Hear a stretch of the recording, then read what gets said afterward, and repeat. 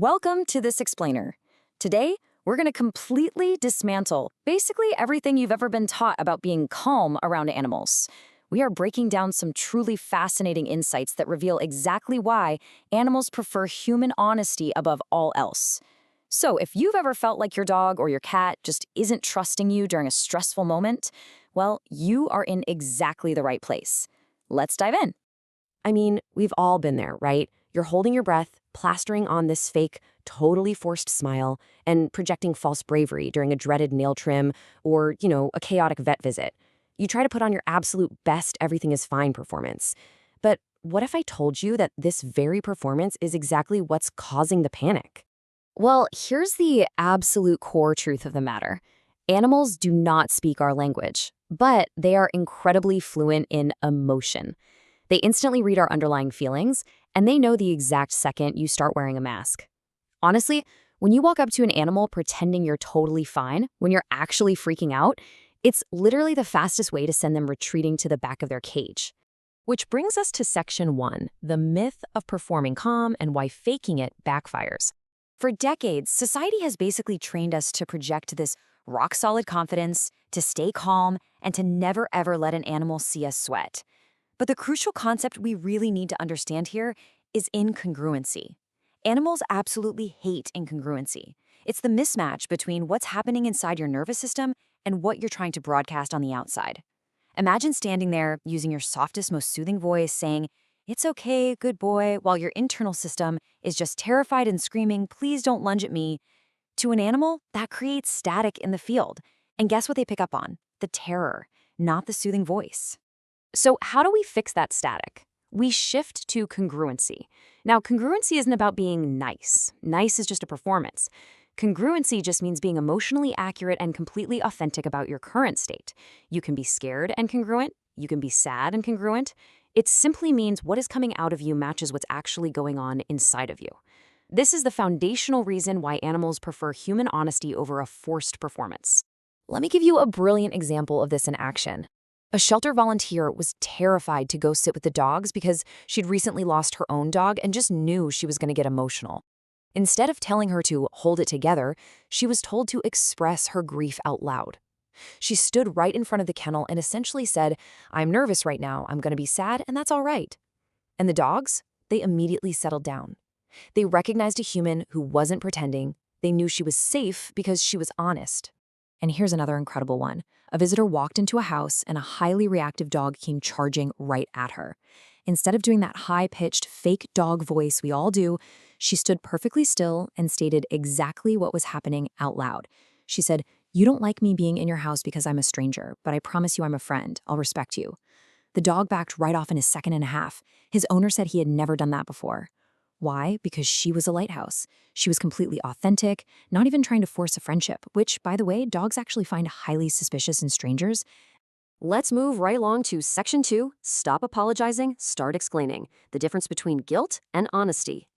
Now, this is a tiny little shift, but it trips up almost everyone. We need to stop apologizing during necessary but unpleasant tasks and just start explaining. Say you're checking your dog's teeth. If you say, "Oh, I really don't want to do this, but I need to," you literally hand the dog all of your discomfort. You're telling them this is a bad thing, and suddenly, bam, there are two anxious animals in the room. But if you say, "I know you're not thrilled, but here's why I need to," you state the facts without attaching your own guilt. You stop the cycle of making the animal carry your anxious feelings. Listen, if you only take away one single phrase from this entire explainer, please make it this. The wobble isn't the problem. The gap is the problem. You can be completely wobbly, nervous, or sad and still be the safest human in the room.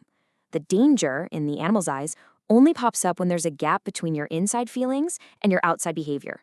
Close the gap, and you become a safe harbor. So how exactly do we close that gap? Well, by assuming competence. This is the entire foundation. Talk to them like a respected person. Look, I know narrating your life to a cat or a dog out loud might feel completely ridiculous at first, but do it anyway, because here's the secret. You cannot rush and narrate at the exact same time.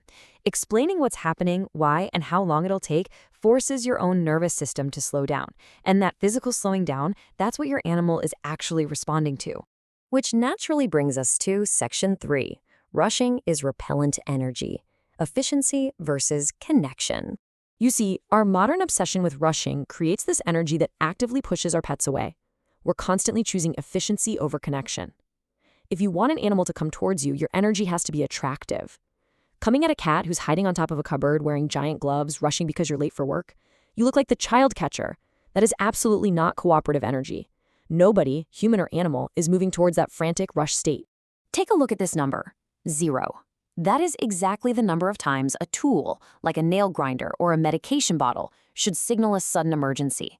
If you only bring the nail grinder out when it's time to wrestle your dog, for sure they're going to breeze for it.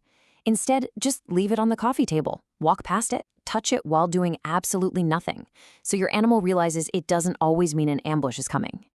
All right, let's get practical. Section 4, the Tuesday Action Plan. These are micro-strategies for real-world trust. We're all taught to be hyper-efficient, right? Get it done, get it off the plate, because we're all busy. But when it comes to animals, slowing down isn't just some nice little extra, it is the entire intervention. The absolute secret weapon for building trust is stopping. Do it as part of something you're already doing. Slip on a grooming glove while you're already petting them on the couch, instead of announcing some scary grooming session.